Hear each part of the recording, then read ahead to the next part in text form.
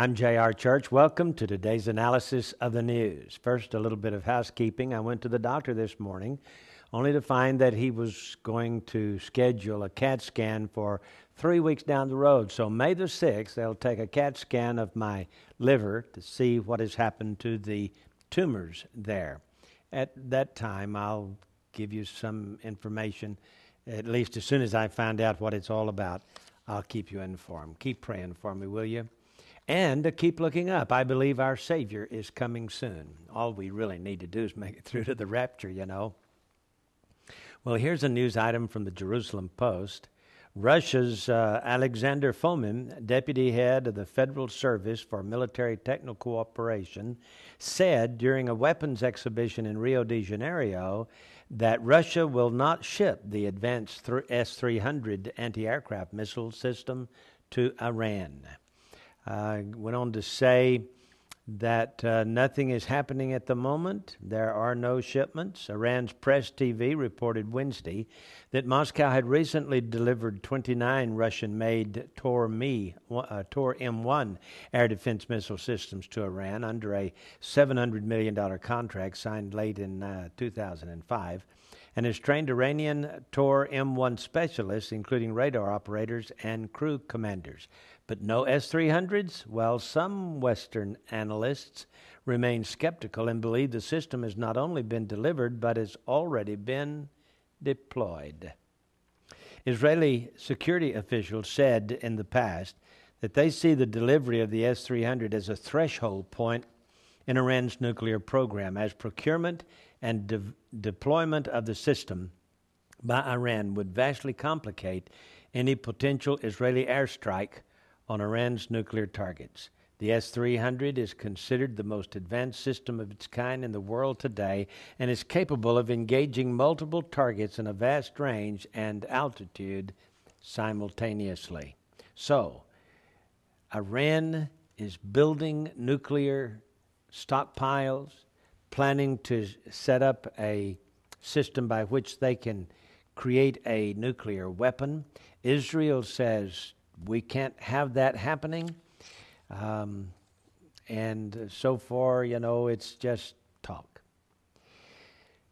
In the United Nations, on April the 14th, Iran demanded yesterday that UN Security Council respond firmly to what it describes as Israel's unlawful and insolent threats, unlawful and insolent, to launch an attack on Iran's nuclear facilities. Israeli officials, including Prime Minister Benjamin Netanyahu and President Shimon Peres, have suggested that the Jewish state could use military force to prevent Tehran from developing nuclear weapons, as the West suspects it is doing. Mahmoud Ahmadinejad, of course, has already said that Israel should be wiped off the map, but that's not insolent. Says wiped out. He's vowed to continue his country's nuclear program. Well, Iran's UN ambassador, in a letter to the Mexican UN ambassador Claude Heller, Mexico, by the way, holds the rotating presidency of the Security Council at this time, so they're the ones that got the letter. Iran's ambassador said that Israel was violating the UN Charter and urged the international body to respond clearly and resolutely. U.S. President Barack Obama has promised to pursue a policy of engagement with Iran in an attempt to persuade Tehran to suspend its enrichment program. Former U.S. President George Bush pursued a policy of isolating Iran, branding it as a member of an axis of evil.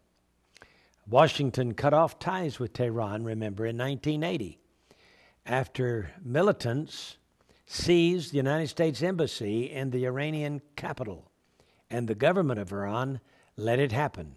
They took 50, 60 of our people, somewhere between 50 and 60, I don't remember the exact number, kept them, I think, for 444 days, almost around a year and a half, and finally, of course, set them free only when Ronald Reagan took the oath of office at his inauguration. U.S. officials and diplomats and analysts say that Obama opposes the use of military force against Iran's nuclear sites, but is worried that Israel, which bombed Iraq's nuclear reactor at Osirak in 1981, might bomb Iranian sites if engagements fail. So who's the bad guy here?